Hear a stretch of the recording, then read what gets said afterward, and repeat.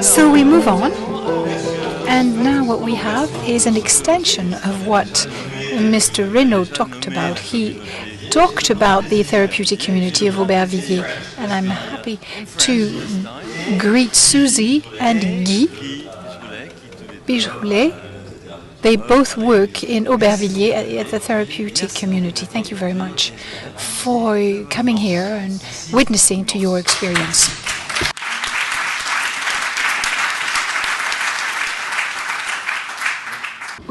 We're going to show you a film, 6 to 7 minutes. It was done for our annual convention, the Aurore, an annual convention. It's going to help us explain to you what we do. That way we're going to tackle our subjects head on afterwards. So that's just as a way of introduction. These people are very, very isolated, very far away from their families or beloved, and it's been years since they've lived with anybody else or even taken anybody else into consideration.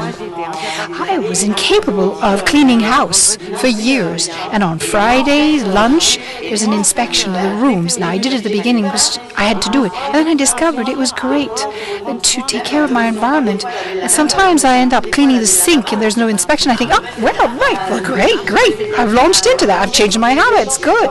Change, but change for the better. And when I arrived, indeed, I had the same difficulty as you. You have to talk about yourself as soon as there's a problem. You mustn't let things just go on. No. John, why do you have a difficulty to start talking about yourself? Can you tell us more about this? It's been twice that you've done this.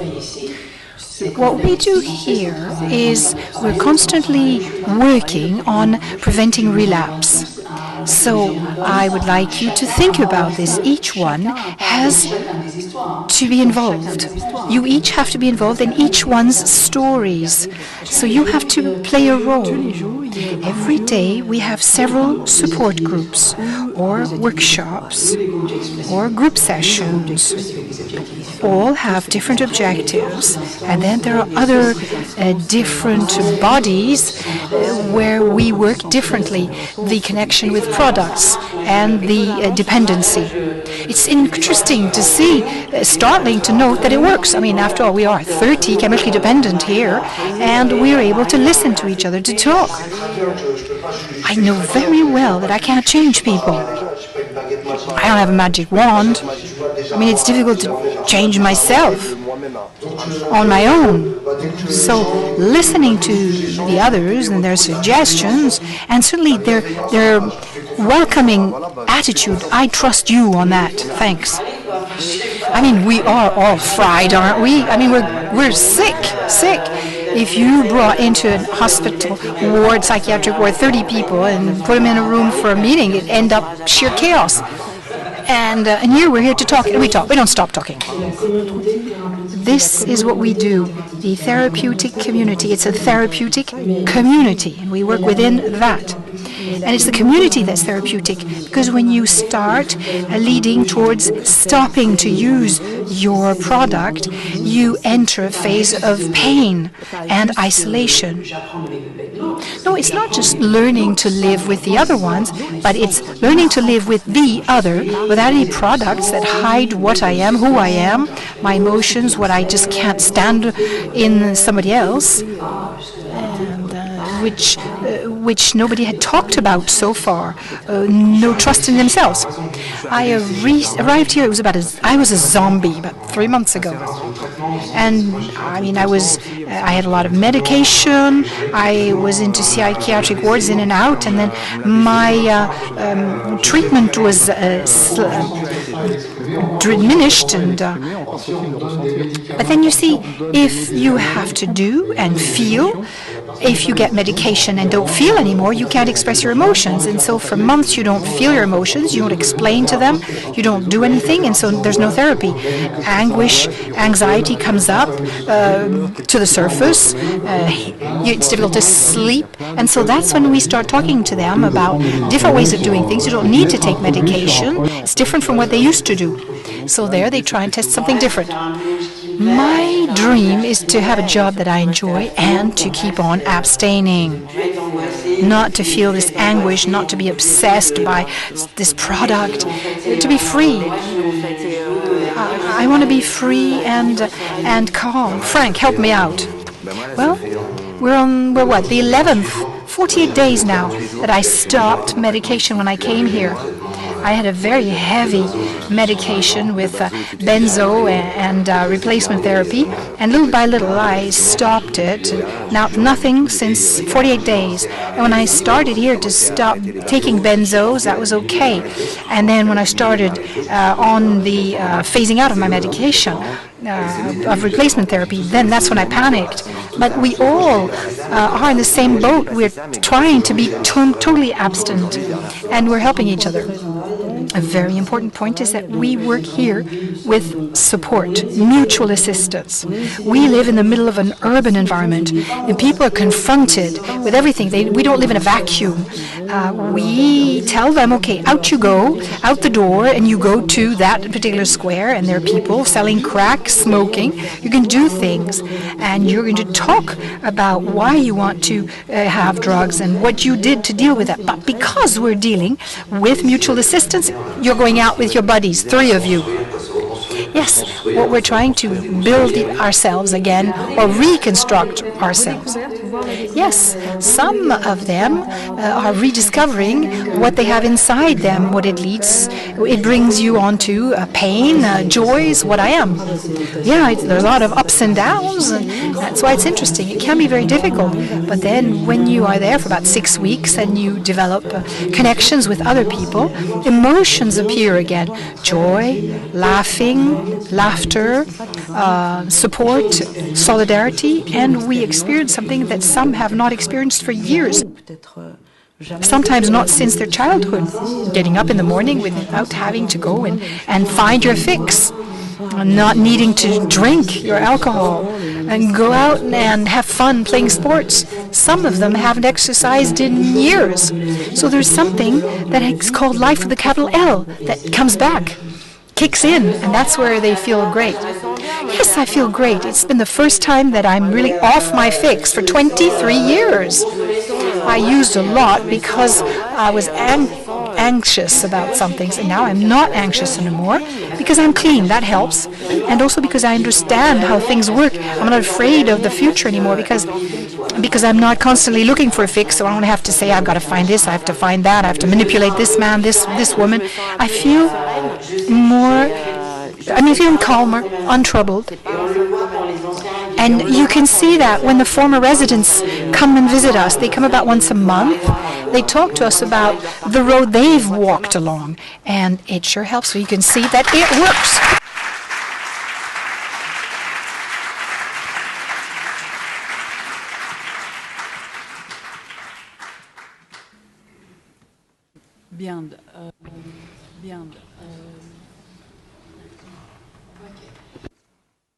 Right. We're going to talk briefly about who we are. I'm Susie Longbottom. I'm head of the therapeutic community. I've been there for 5 years.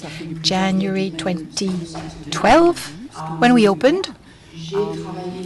And I worked for a long time in APT. I started the project in '93 with Kate Parry, and I designed, worked, set up the team to work out the therapeutic program. Worked there for 18 years. And it's at APT that we worked on this project of the therapeutic community. Our first step was to go where Jean-Paul was, set up our community, and then the second step was we had to merge with Aurore so that the project was able to survive. And I also am a trainer according to the Minnesota model, and counseling more particularly. I've done that for a few years. And I'm passionate about the group or community approach. And so I really am into it and speak highly of it. Hello. I'm Guy Pigeroulet. I'm a Qigong professor and practice that, sports counselor, since Aurore opened. And I pass on these tools tools. I also practice elsewhere. I'm a Qigong sports, and I'll talk about that later. I'm also a therapist, and I met Susie at APT after having gone, and I was counseled and healed through her tools, and I drew up a therapeutic project called from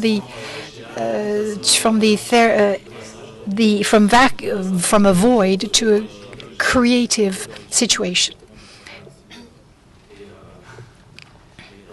And so the idea now is that we talk to you not necessarily about what our system is, beyond just main lines, but I really would like to thank Christophe and Sam for the invitation, because it's true, it's wonderful for us to talk about what we do in clinical terms, and more specifically what we do under counseling and the psycho-corporal approach, and the synergy between what we do therapeutically and healing the body.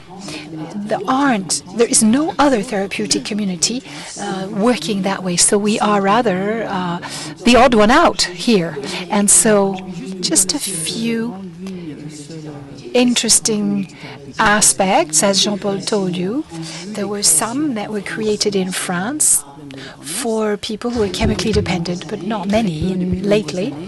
And one of them is a therapeutic community. There are 11 all in France, 9 in France, 2 overseas, in the French overseas territories.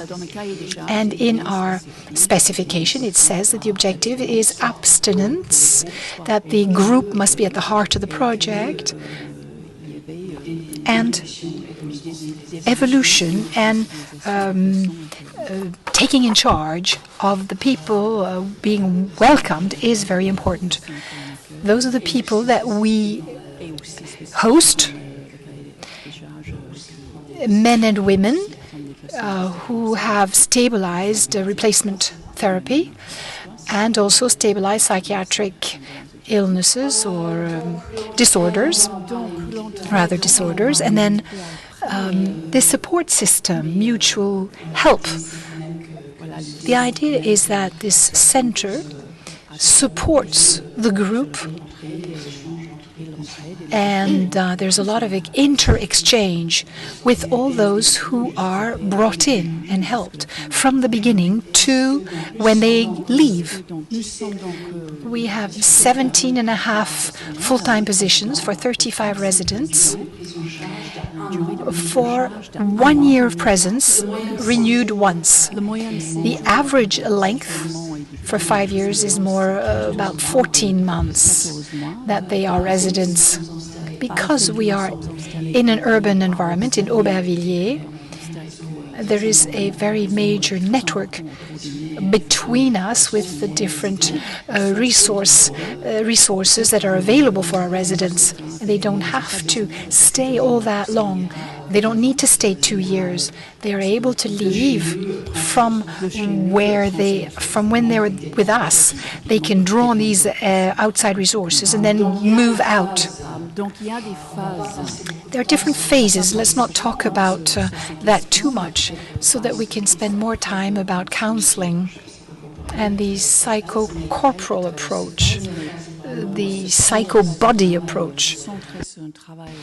We're working mostly on dependency and the relationship with whatever product it is that they're dependent on. And the counseling aspect is very intense at the beginning. The 4 stages are described here, and they mean that little by little we move towards empowerment, moving from one step to the next, one stage to the next.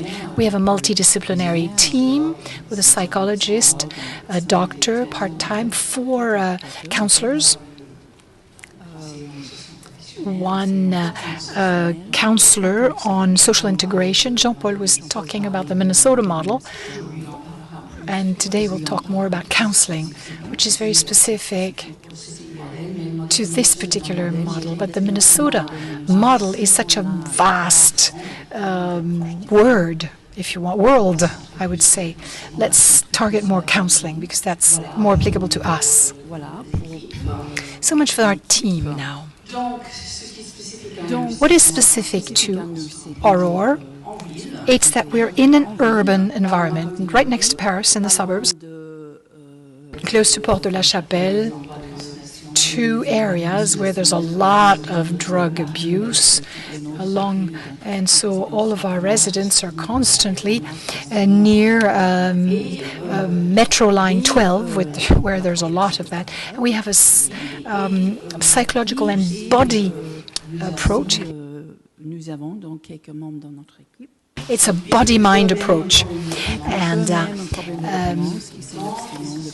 we have the members of our team are themselves chemically abstinent, and they've been through this and then followed a training to be able to go on. There's some comments from the floor, but we need a mic. Without a mic, the interpretation cannot take place. We apologize.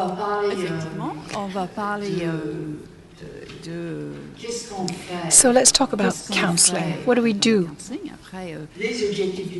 After that, we'll talk about our objectives in terms of counseling. Counseling means different things depending on where you are. For us, counseling is a help relationship focusing on a given problem at a given moment in time and how to solve it. How do you find answers to a given problem at a given moment? Normally, the care is short, 1, 2, 3, 6 months at the most. What is interesting where we are is that we have time between 1 and 2 years with our residents, and all along that time we are going to be working through the counseling approach. So some people say first it's more of counseling and then it moves on to more of a psychological and educational support approach. But at the beginning we work on the relationship with the chemical, whatever the chemical dependency is centered on, focused on. So we start with how was the product used at a given moment in that person's life. And that in that first step also we work on expressing emotions and learning to express your emotions. So there's a lot of very specific work done around that. We'll talk about that later when we talk about the consequences.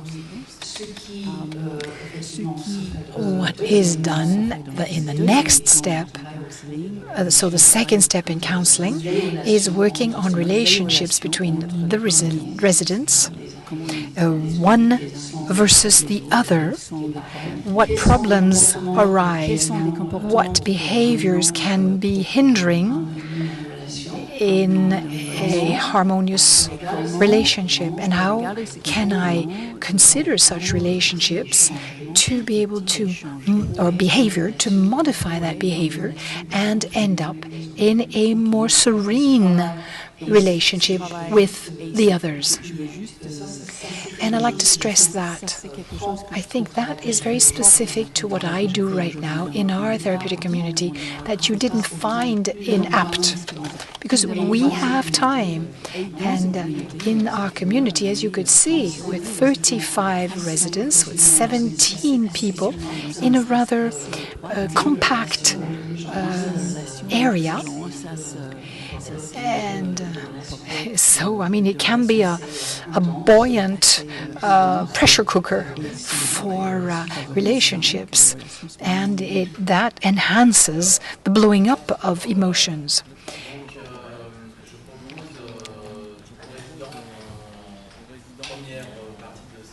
I ask the residents up to phase 2 every day.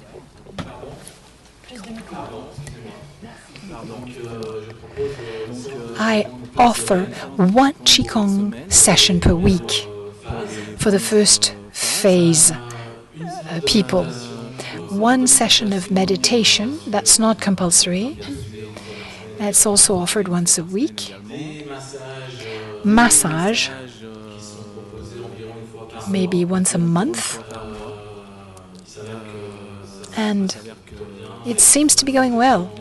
And so I would say that I give massages to nearly everybody.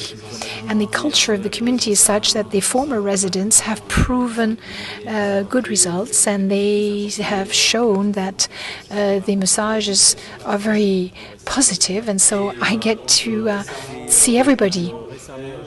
And then I launched workshops of kota. That's Lakota. That's the Native American Indian songs, and we do that with drums and voice once a month. In the film you saw that was viewed, you heard them talk about expressing emotions, and in the first step, that is exactly how they're going to be brought to experiencing their body. Then care of your own body, and then finally appreciating your own body. Next, we work on emotions. Feel your own emotions through massage, through Qigong, through meditation, and practicing Qigong, which I see as a method for meditating, because the body is associated more extensively. People learn to observe their thoughts. And little by little, we move away from that as we get more experienced. And then, little by little, they'll be able to observe their progress. For Qigong, that comes out regularly, but in the massage sessions also, they're going to see that they are able to receive more and more. Body will be more open, trust will develop, and the benefits will become more obvious. We also offer that they make connections between their problems and the difficulties they live in a group, in emotional terms, and the nodes and the knots that they feel, the knots and tie-ups that they feel in their own body. And so massage is connected to emotions. And I also offer that they learn to connect what they get from counseling and from the group that would help them receive their care and the massage better, to be more relaxed during the time they spend doing Qigong, and then discover this inner peace that will help them take a step backwards and think more about the way they work and their obsessions and inner pulsions. And then also, we also note that after they've had very violent tensions, for instance, that they experience in some of the support groups, 5 minutes later, they're able to relax after terrible anxiety or terrible anger, and it's great when they realize that they're capable of doing that. And then, when we reach phase 2, Qigong is not compulsory anymore. Many people remain very interested in experiencing it, and we all note more and more that we are in contact with the former residents who still want connections, so we offer exchanges during which they come and sign up for workshops.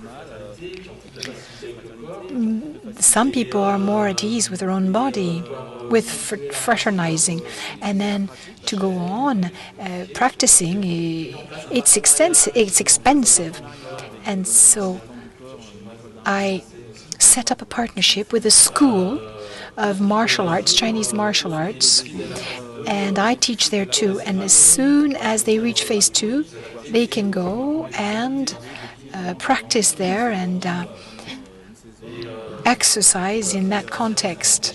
And that's recent, and I opened this partnership with DVO. So just for the connection, we've done that with EDVO, and that is really nice. Your turn. Right. We wanted to go a little bit into more detail in some aspects of our work. There would be so much to say that we'll try to focus on 2 or 3 of the things that we do together, which kind of mirror one another. So maybe to begin with, there's something that I have to say, which is that we have this culture in the community which starts off from this idea, which I think all our professionals have, is that we have a rather positive view of our residents. We consider that they have skills, they have the capacity to stand up and walk straight. You know, it's this idea of empowerment. This is something which is so difficult to translate into French, but anyway, the idea is that the people are capable of doing things. This is really important because it's like a springboard. It's really the starting point of our work, and we find that this can generate very good results. It's also the fact that we have very close connections with one another. Of course, we each stay where we belong, but we also have close connection with all the people there. And you know, when you work in a community, that's what it's all about, right? Professionals will be involved in activities, and sometimes they will wash the dishes or cook or be involved in some activities, and you don't have this concept of the professionals being above the residents. There's also something which we see is the experience of the previous residents who've been there before. You know, we don't display this, we don't publicize this, but all the people, all our residents know that some of the team members have been through the same thing as they have. And so it brings some closeness, even mental closeness, I would say. And sometimes it makes things difficult, but sometimes it's also very positive, and it's a great resource for us. So that's the first thing. Oh, sorry, you wanted to say something? Yep. Did I? Did I now? Yes. No, I will move on to the consequences afterwards. Well, about the way we look at residents, yes. I can only confirm what you were saying, Susie. From my personal point of view, I really look at every resident as having a potential, energy potential. That's what I see in them, because they have a potential for destruction. They've had this history of demolition, but I can see all the reconstruction potential in them, the awakening, the capacity to rebuild their life. And I don't know anything about their past history. I want to focus on the here and now. And very often I say this to them quite quickly. Usually during the first massage session, I find that, you know, feeling softness, feeling a soft and empathetic touch, you know, then they stand up with hope in their eyes. And I think that this is really great. And this is nice to get them to observe that, because they sat on the table with all their trauma, and they stand up, and there's happiness in their eyes. So I always try to help them develop their inner life with Qigong, massage, meditation. I want them to realize that they have this capacity without any input from the outside to find peace and to use that to move forward with a lot of determination. So I can say a few words about the former residents, because they give confidence to the newcomers, because very often newcomers don't know anything about what we're doing because it's not in their culture. And so I found this very interesting, very positive to have former residents come over. Also, they have time. They have the time to come. Of course, I don't want to force them, but they have time to attend the Qigong and the massage sessions. And it's really interesting because some of them take 6 months or 8 months before they come to me and ask for a massage. But when they do, then it's very efficient because they do it of their own free will. It's people who didn't want to have any physical contact. They didn't want to work on meditation, on any type of slow practice, and then when they come to it, it's very positive. So the two aspects of our work, maybe we could say, if you think we work a lot on the consequences of use. So counseling does that because we spend a lot of time, they spend a lot of time, and we help them, of course, making the residents aware of this. Everything that drug using has destroyed in them throughout the years. And the idea is not to hammer this into them and to make them feel bad about this part of their life, but we want them to really understand this, that without drugs they can do things differently, and the idea is not to make them feel guilty. We spend a lot of time in support groups to get them to think about the work that they're doing with their counselors, but it's a mental work, you know, it's something that they have to do for themselves. It's a work of awareness, which is very important. And what I think is important is that we don't just do this with the minds. You know, we do something we work on the body also, and this is really interesting. As I said with one of our colleagues, your body doesn't lie, and so I think that really during a massage session, for example, I can see how the body is damaged, and so basically the people are naked and they can show their physical suffering. A lot of them have a lot of difficulty with physical touch. You know, most of our residents very often have experienced violence, usually sexual abuse when they were little. So I can identify this right away. And my work is about bringing back trust and confidence and tenderness even, you know, so that we can change the relationship that they have to their body and to their suffering. Also, during Qigong sessions, they can observe their lack of balance, difficulties, pain.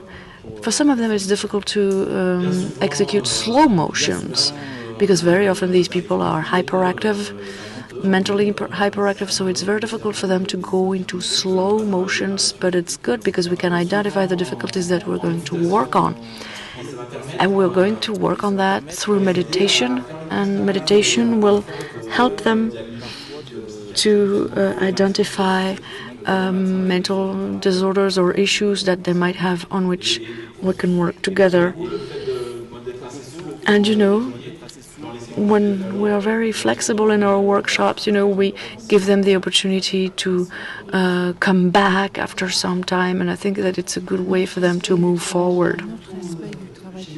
Also, something else that we do is working on how the people feel after stopping using substances, you know, because as I said in the movie, some people decrease their medication after a while, and some end up with nothing. Not all of them, of course, but some really want that.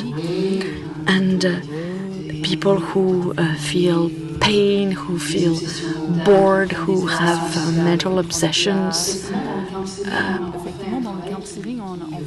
In counseling, we try to help them identify how this vacuum is difficult to live with. We try to help them identifying all their obsessions, to take them out rather than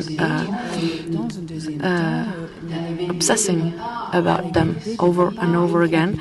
And then we want to make them understand that you cannot just fill in this vacuum with anything, because they might actually shift their addiction to something else, or they might obsess on their roommate or whatever. We have very few women, but we do have women. It's a majority of men, though.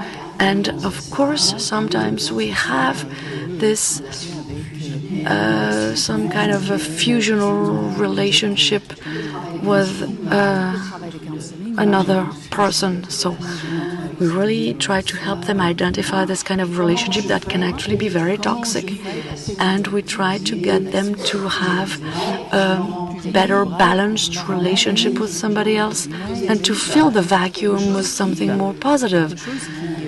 Something that really comes from the idea of helping somebody else or good intentions, not going around in circles thinking about finding something to fill in the vacuum in yourself. Yes. And for some 10 years, I've been trying to pass on this idea that the people are suffering, and this suffering will create a potential.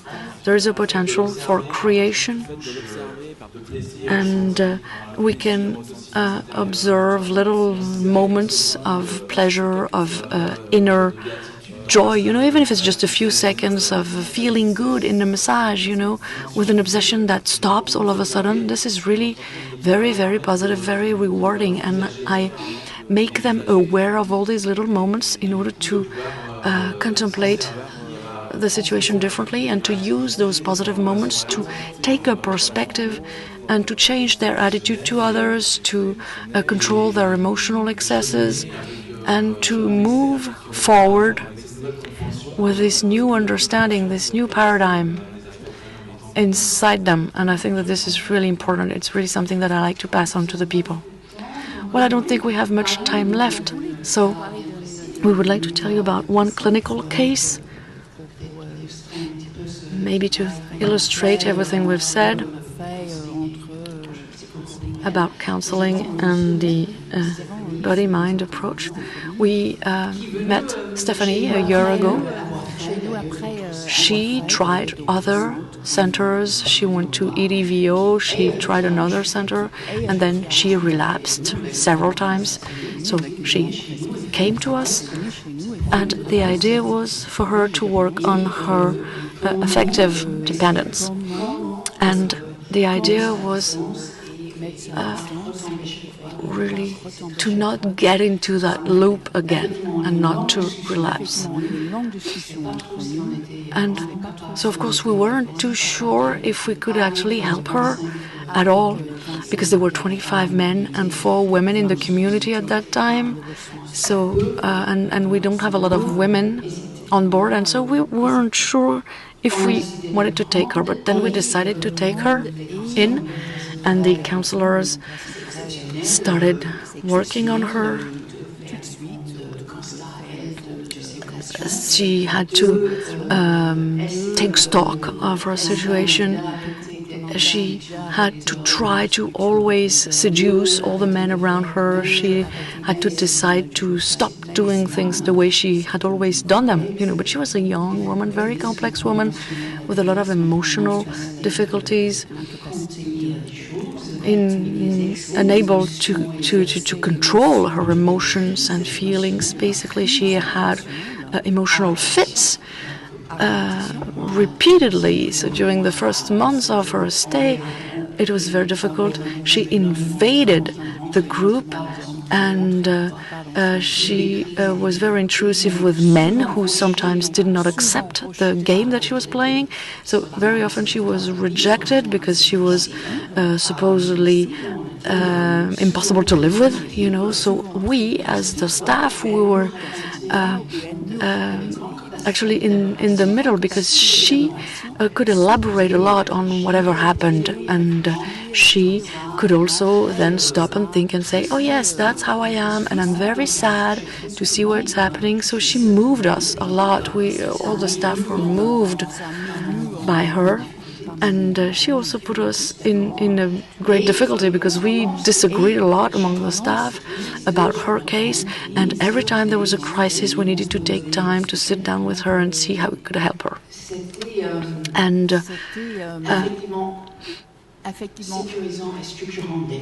emotionally for her, it was very positive to be with us. But actually, we came to realize that group work was absolutely not appropriate for her, because every time there was a group situation, she got into that pattern again, and we weren't sure if we were actually moving forward with her. And this is where we turned to Guy, because she had this specific relationship with her body. She had a tendency to blame herself, to hurt herself, and so we were at a loss. We didn't know what to do with her. And then Guy came in, and yes, right from the beginning, well, I know that a body-mind approach is a good tool to handle sexual impulses, because this is what she looked like, because it helps you take a perspective, and there's a spiritual aspect to it, so you can go into something which is more about consciousness. And this was the way for her to answer all her questions, because she was very anxious. She really wanted to give a meaning to her life. And then we worked on touch, physical touch. We also worked on feeling sensations, you know, like in a massage. This helped her find a different relationship with her body and with pleasure, because she felt respected, which was not always the case for her with men. And because she felt respected, she felt that she could respect herself. And then she was also able to talk to me about her obsessions, and she saw that massage helped her disconnect her mind and focus only on her body. And so, of course, this happened little by little. It didn't just happen overnight, but this, I think, was very helpful to her. And, you know, I was talking about the drums workshops that we started. Well, she was there every time. She was very involved. You know, she was a former dancer, so art, creation, singing was important to her. And she had a lot of qualities. And so, you know, we have those big ceremonial drums on which 10 people can work on together. And so you have to be listening to yourself, and you also have to be listening to the others, because you want to hit the drum all together in connection with the others. And this really helped her find her place, because, you know, she had a tendency to be completely different when she was with other people. She was showing off all the time, or she was always self-deprecatory. So sometimes we also had singing workshops where we wanted the people to sing with their belly, with their heart, you know. So this helped her. And Qigong also, because there was a little bit of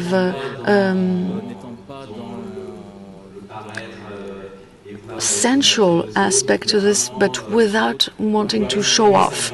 You know, you can really express your inner grace, and for her, it was, I think, a revelation that she was able to do it without having anybody to suffer from what she was doing. She was respectfully listening to the others, and she was respectfully aware of her own limitations. This helped her a lot because she would actually torture her body in dancing before, and with Qigong she was able to express her sensuality without suffering.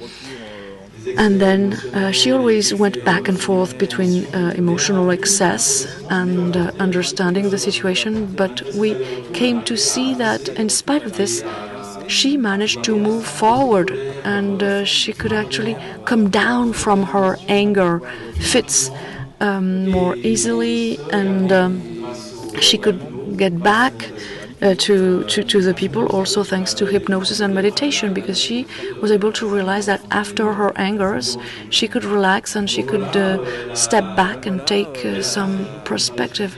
So as Susie said, she stayed for about 1 year because she kept saying, I think I should go, but it's better if I stay, etc. So she eventually listened to her intuition, and she had got the right tools to be able to go out, because she was also suffering inside because of her relationship to others. And so she used the partnership with the martial arts center. So now she continues practicing martial arts, and I think that she's going to start a new journey. Seen from the outside, what I think is interesting here is that, she came, we kept talking among ourselves, in the staff. We said maybe she should go and maybe she should stay. And every time we had Guy who said, no, she's improving, she's doing better, let's go on, let's continue to support her. And I think it was really impressive to see a woman who became to have a very close relationship with Guy, and she worked on her body in a very secure way, and she had a completely different relationship with Guy than she had with men in the past. And I thought that this was very impressive because, she's a very energetic girl and who gets involved in everything that she does. And so for us, it was a great success to see that. Yes, thank you. And I think that this is the end. Thank you very